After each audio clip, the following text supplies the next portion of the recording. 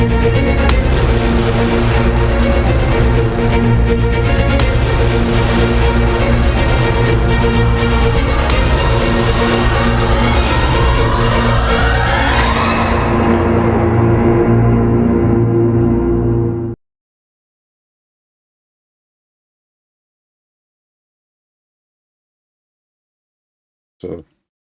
it wouldn't be an in-time show if I wasn't muted. Welcome all to Overtime. We have extraordinary news. It has not yet been confirmed. That's probably deliberate. The Business Insider is reporting that a Kremlin source has informed them that Moscow has supplied the Pantsir S-1 and BUK M2 systems to Venezuela. These are anti-air systems. Wow.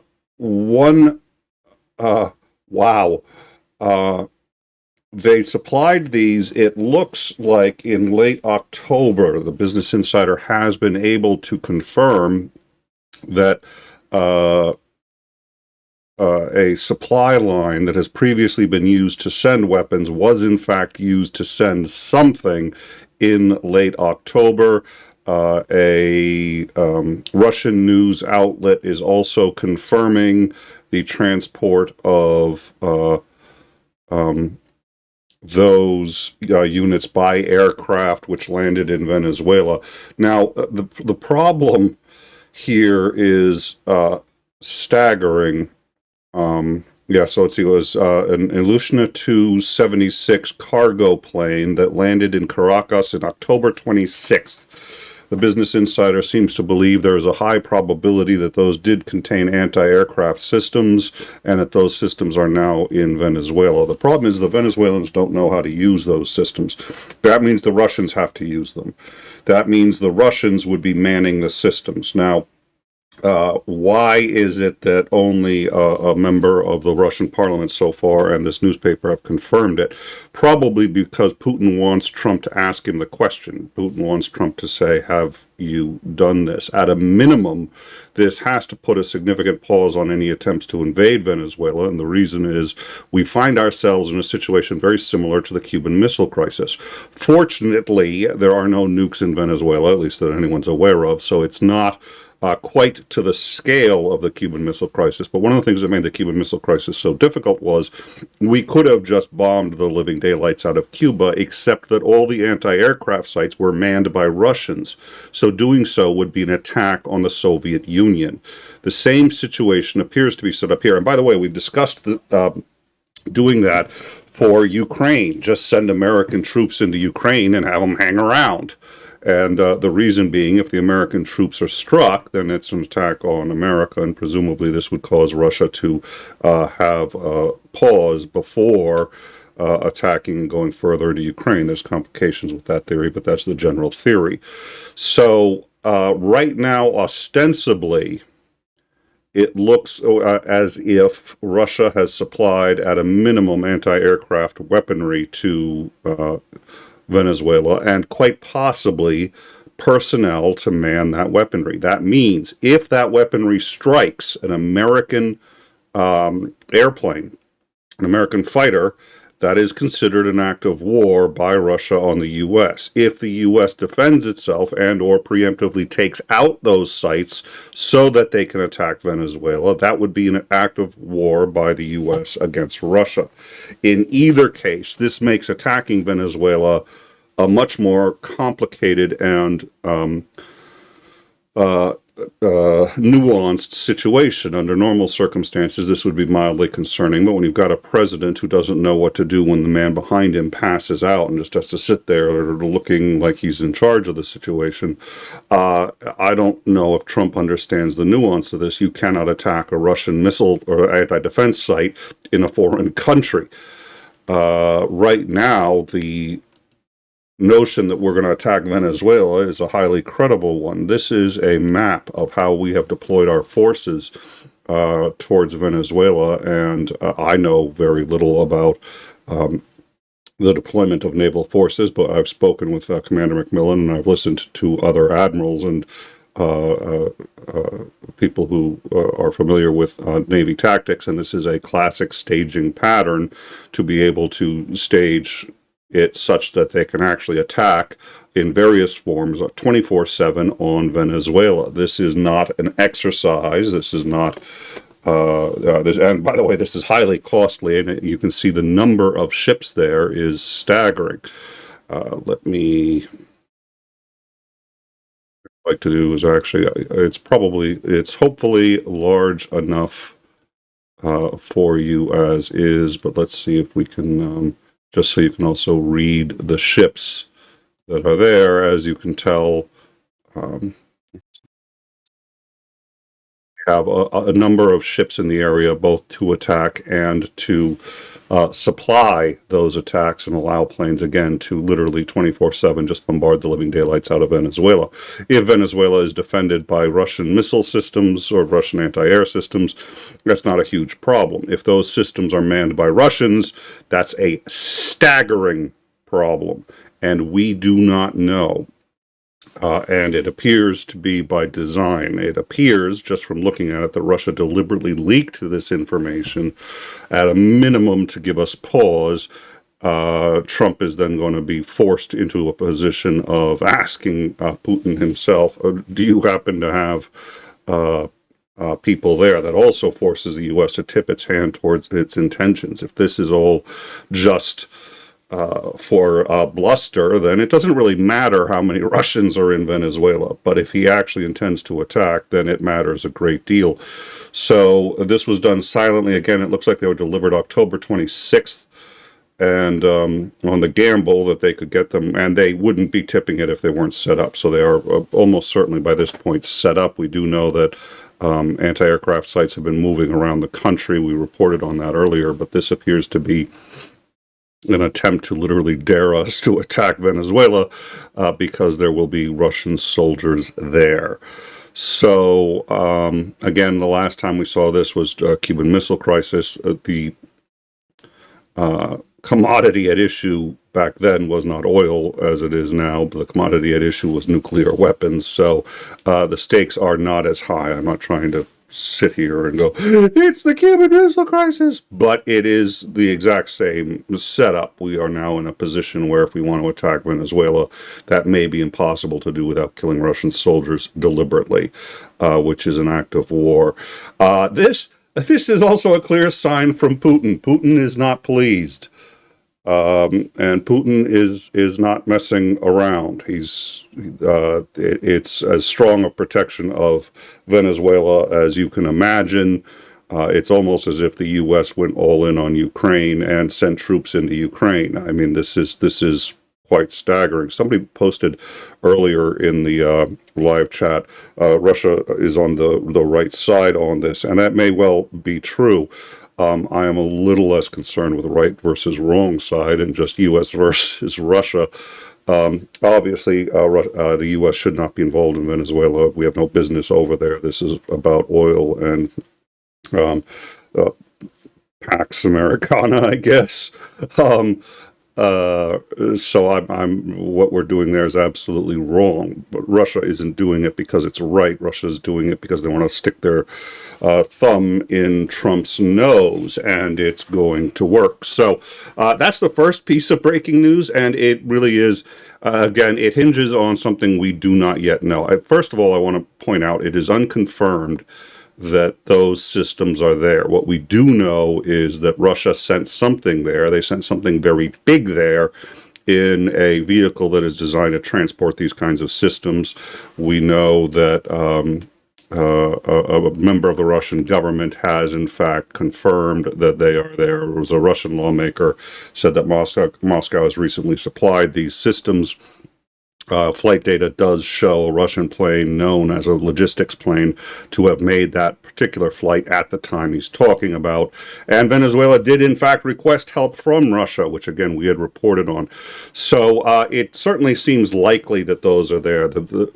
We are assuming at this point that they have those systems. I don't think those systems are particularly dangerous to the U.S. We can bombard them from pretty far away and take them out.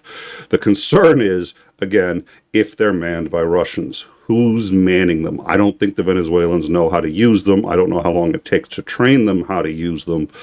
And Russia may have no interest in doing it. Just having Russian soldiers there is going to be a huge deterrent to any kind of attack, which again, as you can see, the U.S. has just, I mean, we have put so much energy into the, I think most people don't understand until they take a look at this, just how much energy. We can't feed Americans, by the way. It's very important to note that feeding Americans right now is not really a priority. If you're an American, you know, you're kind of on your own. You can eat yourself by your bootstraps. Expression. Well, you can eat your bootstraps. They're leather. They were once a cow. You can eat them, I'm sure.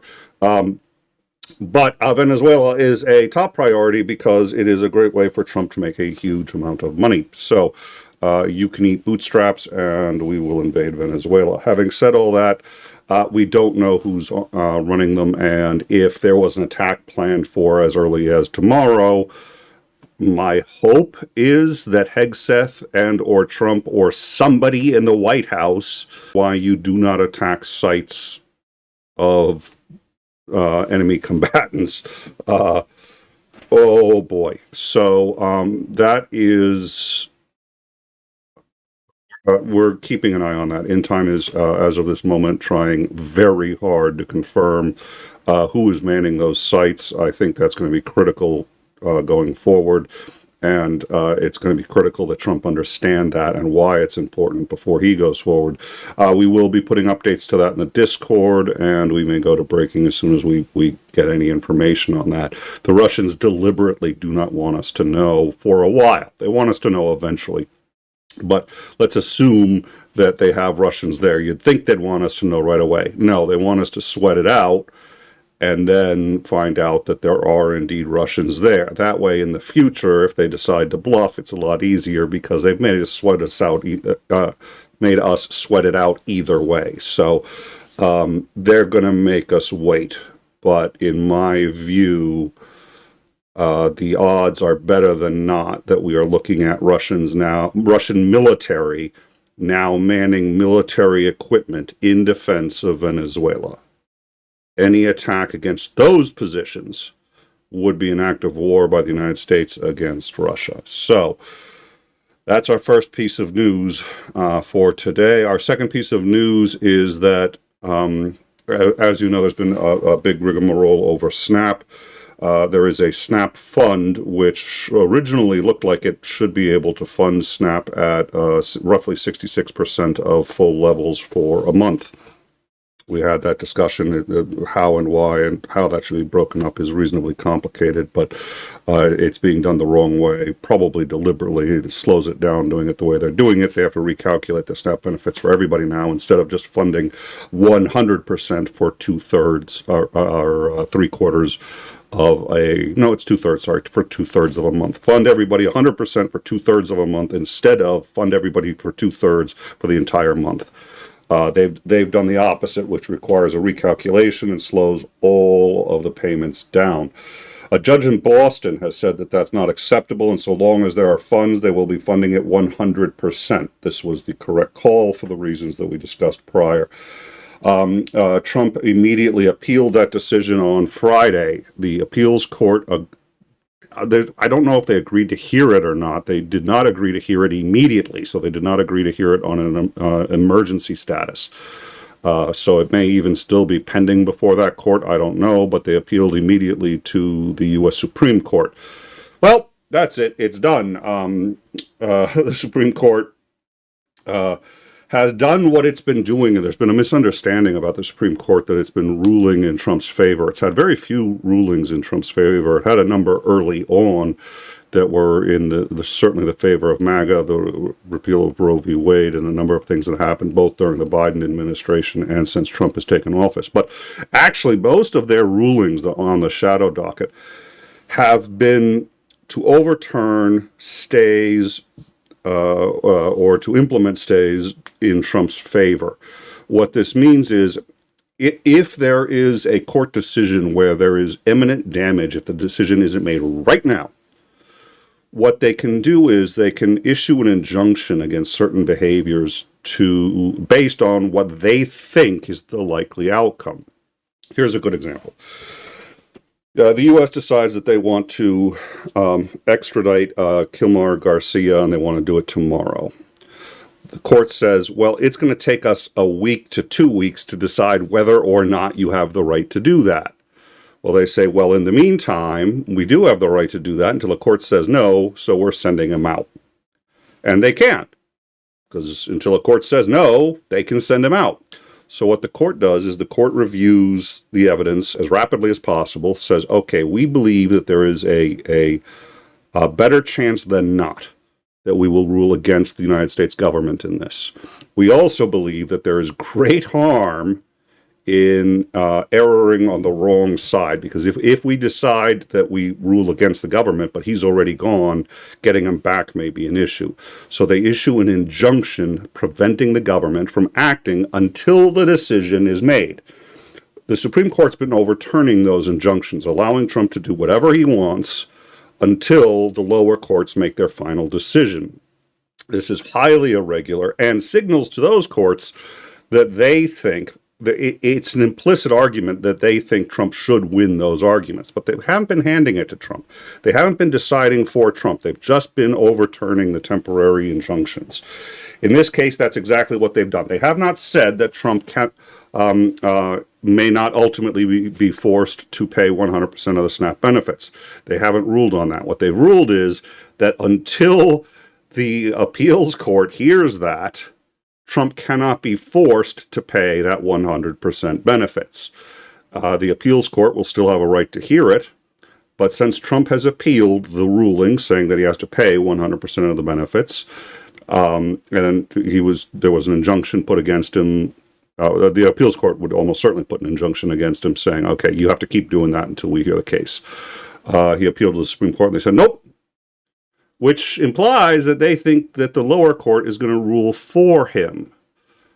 Now, this is one of the reasons the lower courts have been so upset with the U.S. Supreme Court, which is all of these decisions undermine the inherent decisions by those Supreme Courts, indicating which way they think they're going to rule, which they have to do every time they do an injunction. The only way, one of the bars for an injunction is they have to have some idea of how they're going to likely come down by the time this thing is over. If they don't, you can't get a temporary restraining order or injunction. So it's wreaked havoc. At any rate, what this means is that Trump will continue to fund at the 50% rate, which is even lower than the 60% rate. And the judge had ordered in the Boston case that once those funds from the emergency SNAP funds are once they're fully exhausted, he must find funding from another source. SNAP is essential, and he must continue to fund it, period. End of discussion through the entire shutdown. Now, it actually isn't that difficult because we know that there's at least $26 billion in another emergency fund and $11 billion remaining in the tariffs that he's bragged about all this money that the government has. So the government can do it. He just doesn't want to, which should tell you everything you need to know about Trump. He is fighting as hard as he can to not pay out benefits. And paying out 50% of SNAP benefits, especially at the low end, is the same thing as paying zero. Because if you cannot pay, and if it's not enough to feed your family the minimum number of calories a day, that's it. So it's a wow. There are already a number of families close to underwater on this, and they're now going to be getting half. And the speed at which he's willing to, apparently medical emergency in the White House, and he just stands there and does nothing.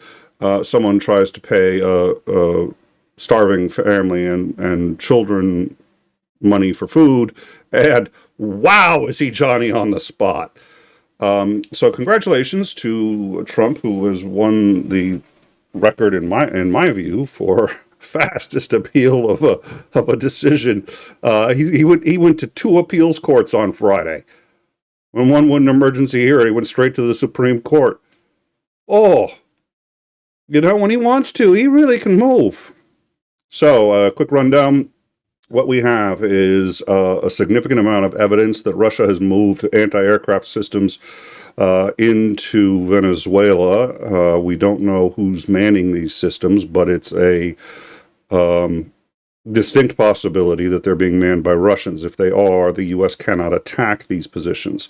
Further, these positions may attack any kind of American plane flying over, whether it's a reconnaissance plane or any kind of attack plane. If they fire on those planes, that's an act of war by Russia on the U.S. If the U.S. attacks those positions to make it safe for their planes to fly over Venezuela, that's an attack on the United States. It's an act of war by the United States on Russia. So in either case, this dramatically complicates what's going on in Venezuela. Whether Trump understands any of this, I have no idea.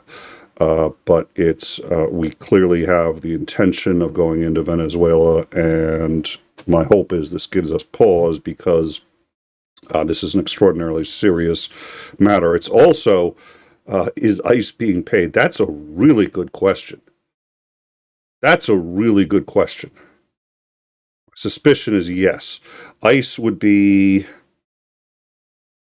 Yeah, I'll bet you they're being paid. I will bet you, and they get what, a $50,000 signing bonus? I will bet you they're getting their signing bonuses. I will bet you they're getting paid, and I will bet you they are considered even more essential than the FTC. But yes, Mitch, that's a really good question. I'm going to look into that. Thank you for that one.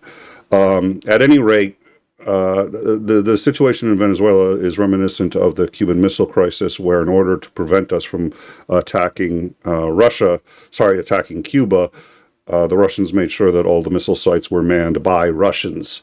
They could have trained the Cubans to do it, but we can attack Cubans without fear of retaliation. We can't attack Russians without fear of retaliation. So it looks like Russia has pulled the same tactic and has not only installed these installations, but quite possibly their own personnel at them, especially since I don't think the Venezuelans know how to run them, meaning any attack on Venezuela is going to be extraordinarily complicated unless we want to declare war on Russia.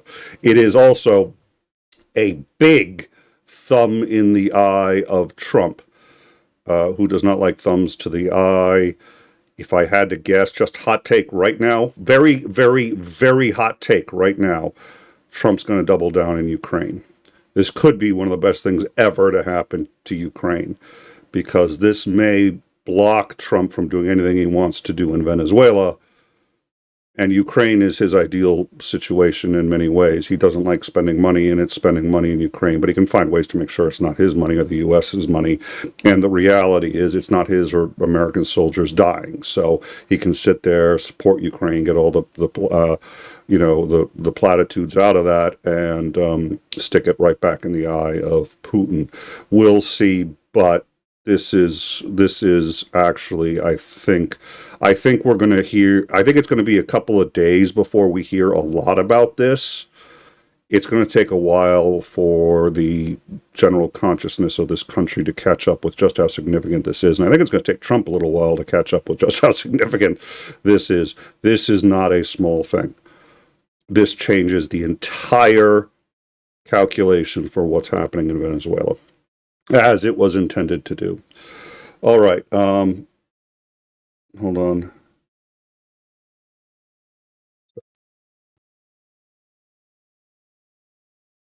That's our rundown, and I want to check on one thing before we go, and then we may send you somewhere. I don't usually send people anywhere after the show. That was a good question. I do want to find out about that.